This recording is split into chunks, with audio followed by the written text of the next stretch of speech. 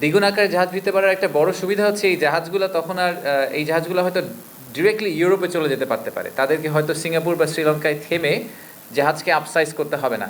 বা অনেক সময় আপনারা দেখেছেন যে আমাদের বেতে কিছু বড় জাহাজ থামে, সেখান থেকে আবার একটা লাইটার ভেসেলে করে তারপরে বাংলাদেশের ভিতর ঢুকাতে হয়।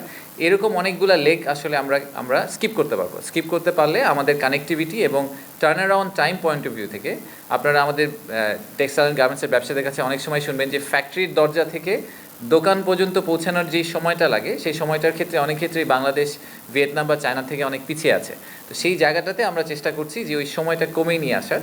তো যখন বড় জাহাজ এসে আর সিঙ্গাপুর শ্রীলঙ্কায় না ভিড়ে একবারে চলে যেতে পারবে তখন এই সময়টা সিগনিফিকেন্টলি রিডিউস করবে। আরেকটা বড় ব্যাপার হচ্ছে যে এই টার্মিনালটা 24/7 অপারেশন। তা আমাদের নিউমোরিং কন্টেইনার টার্মিনাল কিন্তু একদম 24/7 অপারেশন করতে পারে না।